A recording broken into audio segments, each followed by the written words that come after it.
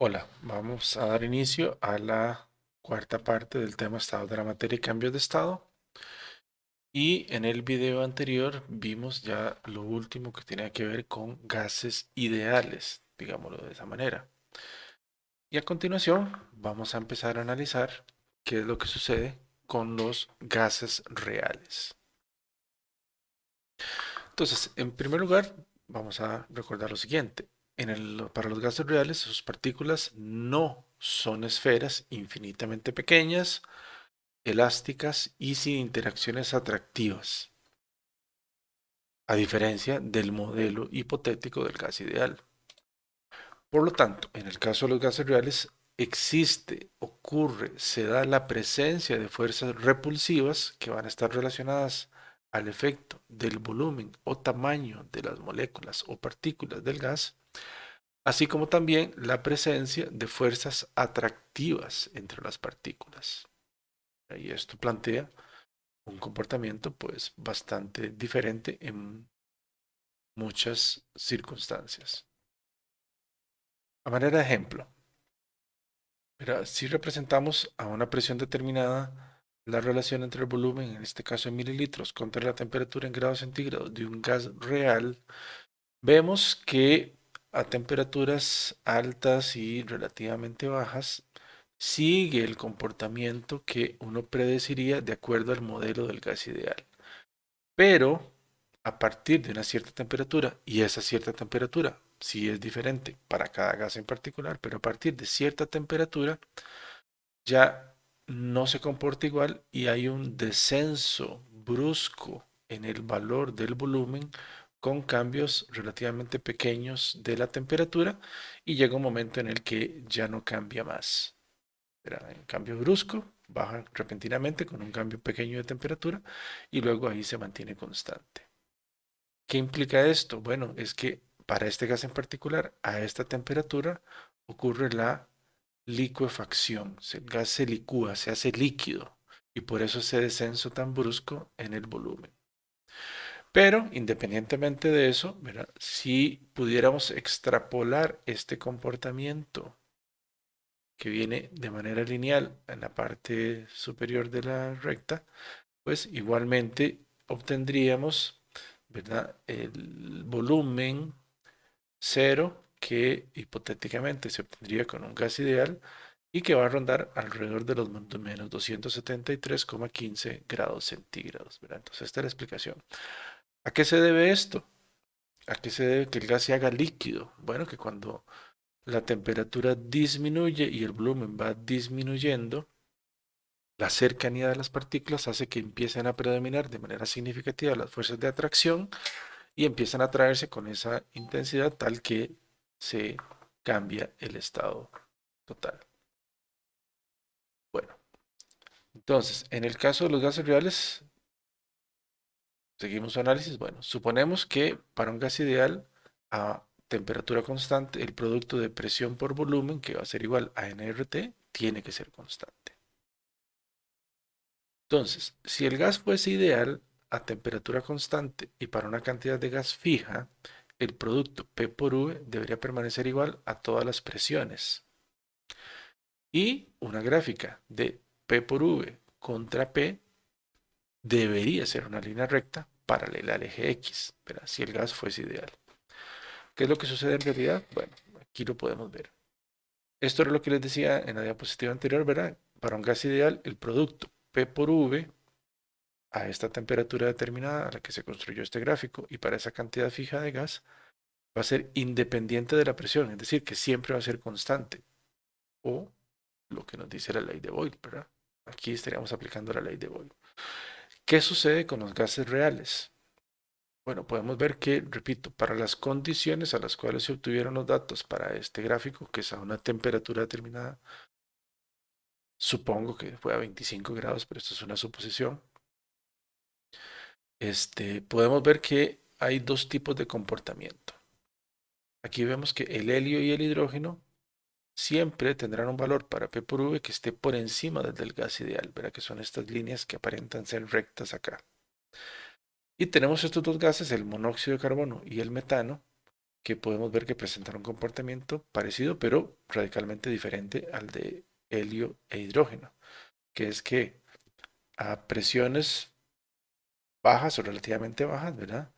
Primero, el producto P por V es menor al que tendría el gas ideal, incluso va disminuyendo, llega a un mínimo, pero luego empieza a subir y se comporta, digamos, de manera parecida a lo que sucedía con el hidrógeno y el helio. Entonces, ya explicaremos esto un poco más adelante, pero lo importante es ver que en el caso de los gases reales, uno, que no se van a comportar como el gas ideal y que pueden presentar a una temperatura determinada comportamientos diferentes.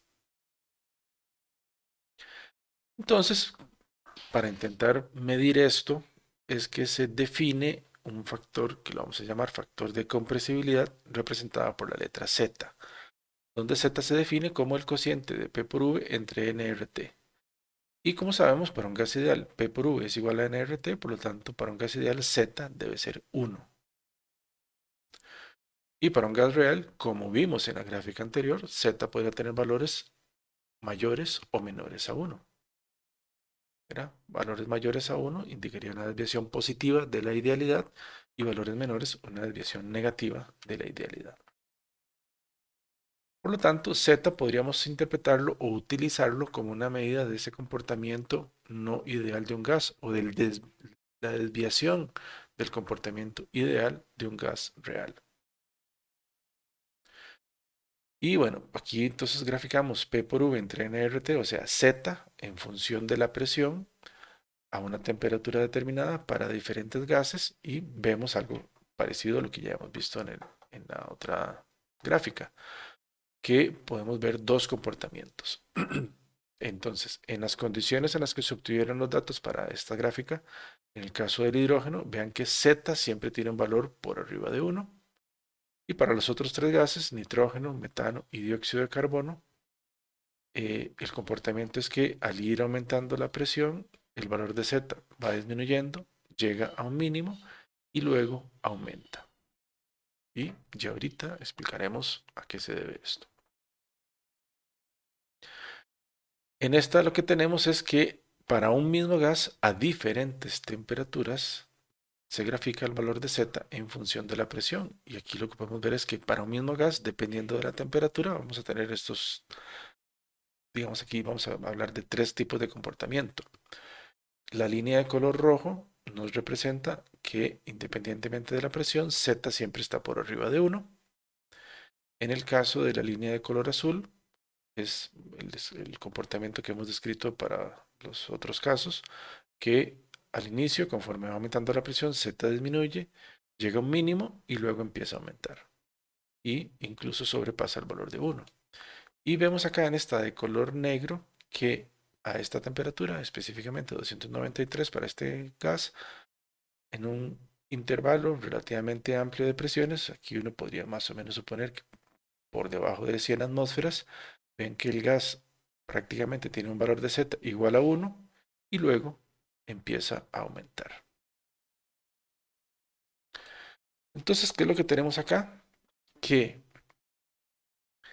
por eso hablamos de Z como un factor de compresibilidad. Cuando el gas presenta valores de Z por encima de 1, implica que las fuerzas de repulsión son las que dominan y por lo tanto es, digámoslo así, muy difícil o imposible acercar las partículas.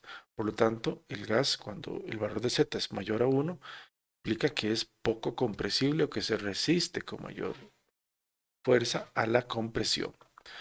Cuando el valor de Z está por debajo de 1, más bien implica que hay un predominio de las fuerzas de atracción y que por lo tanto el gas es más fácilmente compresible, comprimible. Es decir, que podemos acercar a menor distancias las partículas y que eventualmente podría ser posible llegar a licuar el gas. Claramente con un valor de Z por arriba de 1 es imposible licuar un gas. Entonces también esto nos dice que dependiendo de las condiciones podrá ser posible hacer que el gas se haga líquido o no. Pero esto es lo que explica este comportamiento. Entonces para algunos gases se explica el que se presenten fuerzas de atracción y que en otros pues prácticamente no haya y que solo tengamos fuerzas de repulsión. Y esto lo explicamos por el tipo de fuerzas de atracción que pueden presentarse, ¿verdad? Moléculas no polares como el hidrógeno o el mismo nitrógeno, pues entonces aquí vemos que hablamos que las fuerzas de interacción que pueden presentarse serían fuerzas de dispersión de London de muy baja intensidad, y esto explica por qué a esta temperatura para el hidrógeno es difícil que se den fuerzas de atracción. En otros gases de mayor tamaño de la molécula o incluso que tienden a polarizarse como el amoníaco, podemos tener presentes otros tipos de fuerza o fuerzas de mayor eh, magnitud a la hora de atraerse, y que explica entonces que puedan presentar un valor de Z por debajo de 1.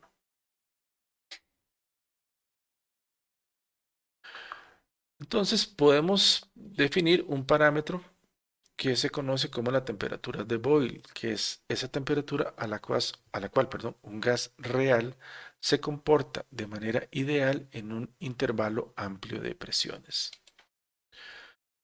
Por encima de este punto, el gas solo muestra una desviación positiva de la idealidad, es decir, tendrá valores de Z por arriba de 1, con predominio de las fuerzas de repulsión.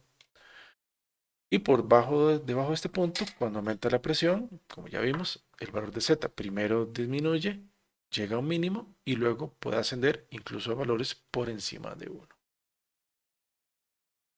Entonces aquí tenemos para un gas diferentes tipos de temperaturas, ¿verdad? Temperaturas altas, donde el valor de Z siempre es mayor a 1, predominio de fuerzas repulsivas. Temperaturas un poco más bajas, donde entonces al inicio, a bajas presiones, tendremos un valor de Z que disminuye, llega a un mínimo y luego aumenta.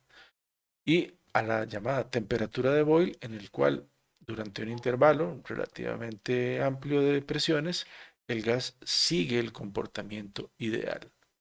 Y luego, pues ya simplemente habrá un predominio de las fuerzas de repulsión y se comportará con un valor de Z mayor a 1.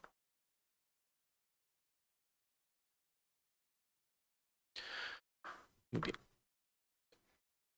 Entonces, dado que, como hemos visto, los gases reales, excepto en condiciones muy, muy específicas, no se aproximan al comportamiento ideal, muchos científicos e investigadores pues se dieron a la tarea de encontrar algún tipo de ecuación de estado que permitiera, en un contexto pues lo más amplio posible, predecir, explicar el comportamiento de los gases reales.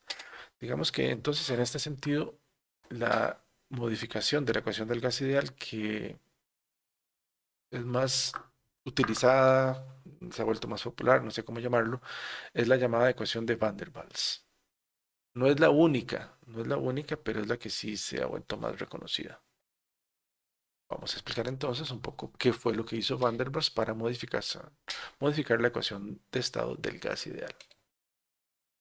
Entonces, en primer lugar, esta ecuación de Van der Waals toma en cuenta, considera el volumen que ocupan las partículas del gas, que ya habíamos dicho en el modelo del gas ideal son despreciables. Ese volumen es despreciable. Pero ya vimos que eso no es así. Las partículas ocupan un volumen definido. Por más pequeño que sea, es un volumen definido que no es cero. Entonces, V es el volumen total que van a ocupar N moles, ¿verdad? Entendiendo el recipiente en el que los contiene, las partículas del gas van a expandirse por todo el espacio disponible y van a ocupar ese volumen V.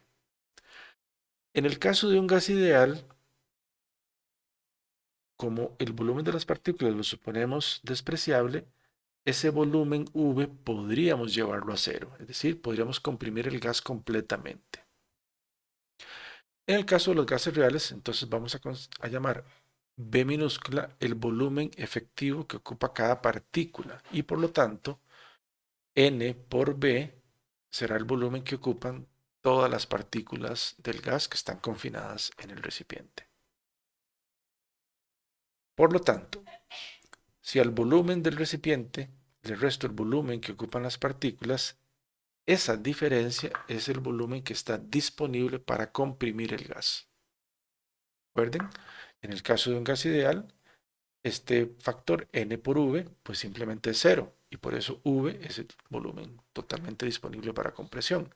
En el caso de un gas real, no puedo llevarlo a volumen cero porque tengo este volumen que es el que ocupan las partículas. Por lo tanto, V menos NV será el volumen disponible para la compresión. Y entonces, en la ecuación del gas ideal, ponemos V, pero en esta modificación que estamos haciendo, lo que tenemos que poner es el volumen disponible para la compresión. Esto es lo que hay que colocar. El segundo factor que Van der Waals consideró fue el de las fuerzas de atracción entre las moléculas, que en el modelo del gas ideal se supone que eso no existe, no hay interacción entre las partículas. Pero claramente ya vimos que en el caso de los gases reales sí existe y es considerable para muchos. Entonces, sabemos que la presión depende de qué? De las colisiones moleculares contra las paredes y el movimiento que imparten las moléculas contra las paredes. En el caso de las fuerzas de atracción intermolecular, cuando estas están presentes, los dos factores que acabamos de mencionar van a disminuir. ¿Por qué? Porque cuando las moléculas se acercan o chocan entre sí, la atracción va a provocar una ligera disminución de la velocidad con la que se mueve. Y esto provoca una disminución entonces de los choques contra las paredes del recipiente por unidad de tiempo. Y eso implica una disminución de la presión. Van der Waals cuantificó esta reducción en la presión, como este término. A, que es una constante, por N, que es el número de moles al cuadrado, dividido entre el volumen al cuadrado. Y juntando esos dos términos en la ecuación, entonces lo que él dice, bueno, esta presión que estamos midiendo del gas real en comparación con la que tendría si tuviera un comportamiento ideal, le haría falta este término debido a la disminución por las atracciones. Y en el caso del volumen, ¿verdad? El volumen disponible para compresión, como ya lo explicamos, sería cuantificado por este término. Entonces vean que lo que él simplemente hizo fue una modificación de la presión y del volumen en esta ecuación. Y esta es la ecuación de Van der Waals. Que se supone que cuando las presiones son muy bajas y las temperaturas no son muy elevadas, cualquier gas real va a comportarse como el gas ideal, ¿verdad? Es decir, donde estos términos ya no se volverían tan importantes y esta presión es prácticamente igual a esta y este volumen será prácticamente igual a este. ¿Okay? Pero esta acá es la ecuación de Van der Waals, donde A y B son dos valores, digamos, fijos para cada gas en particular. Es decir, dependen de cada gas, pero serían fijos para cada gas en particular. Y aquí nada más a manera de ejemplo, como ya les dije antes, la ecuación de Van der Waals no es la única, es quizás una de las que más se utilizan, pero no es la única. Y entonces a manera de ejemplo pongo esta que es la llamada ecuación virial de estado, donde nos dice que Z, que es igual a P por volumen molar entre RT, pues aquí en este caso la definen como 1 más una un valor, una constante B que depende de cada gas, dividido entre el volumen molar, más una constante C, dividido entre el volumen molar al cuadrado, más una constante D entre el volumen al cubo y así sucesivamente, ¿verdad? Pero repito, nosotros para fines del curso trabajaremos con la ecuación de Van der Waals. Y otra cosa que me interesa que veamos es el llamado método de las densidades límites, que nos va a servir o que funciona, se ha utilizado para determinar las masas moleculares de gases. Entonces, ¿en qué consiste este método? Bueno, primero vamos a hacer una pequeña deducción. Sabemos que para un gas ideal P por V es igual a nRT. Sabemos que la masa molar de cualquier sustancia pues es la masa M dividido entre la cantidad de sustancia. Por lo tanto, de aquí podemos encontrar que la cantidad de sustancia va a ser igual a una masa M entre la masa molar. Y esto es lo que vamos a sustituir en esta expresión. Entonces tenemos que P por V es igual a la masa del gas por RT dividido entre la masa molar del gas. Y haciendo este despeje, tendríamos que P por M es igual a M entre V por RT. Y masa entre volumen, pues es la densidad representado aquí por la letra Y, ρ, densidad del gas por R por T. Y finalmente podemos decir que la masa molar de ese gas será igual a la densidad entre la presión por RT. ¿Ok? Entonces recordemos esto porque ahora sí vamos a ver en qué consiste el método de las densidades límites. Primero, que es un método exacto para determinar la masa molar de un gas. Segundo, que lo que se hace es, evidentemente, se deben obtener datos de densidad contra la presión, es decir, a determinadas presiones, cuál es la densidad del gas. Se trabajan los datos para hacer este cociente de densidad entre presiones y eso se grafica contra la presión a una temperatura constante. Si el gas es ideal, este cociente, densidad entre presión, siempre va a ser igual a temperatura constante, no importa cuál sea la presión. Mira, entonces esta gráfica para un gas ideal debería ser, nuevamente, una línea recta que sea paralela o horizontal al eje X. Sin embargo, para los gases reales lo que se ha encontrado es que hay una proporcionalidad entre el cociente densidad entre presión contra la presión, ¿verdad? Y entonces los valores tienden a seguir una relación lineal. Entonces, ¿en qué consiste? ¿Por qué se llama el método de la densidad del límite? Bueno, porque lo que se hace es entonces extrapolar este comportamiento cuando la presión tiende a cero. Vean que ya dijimos, según Van der Waals, que los gases reales tienden a comportarse idealmente cuando las presiones son muy bajas. Entonces, si extrapolamos este comportamiento, a presión cero, a presiones muy bajas, entonces podemos decir que el gas va a cumplir la ecuación de estado del gas ideal y que la masa molar será igual a RT por el cociente de la densidad entre la presión. Entonces, lo que se hace es, se trabajan los datos, se obtiene la relación entre estas variables que debería ajustarse a una línea recta y se extrapola el comportamiento a presión cero. Es decir, lo que se obtiene es el intercepto de esta línea recta. Y ese intercepto, pues tendrá que ser igual a esto. ¿Verdad? Despejando acá, ρ entre P será igual a M entre RT. ¿Ok? Será igual a M entre RT y por lo tanto, entonces tendríamos una manera muy sencilla de encontrar la masa molar. Y esa es la utilidad de este método.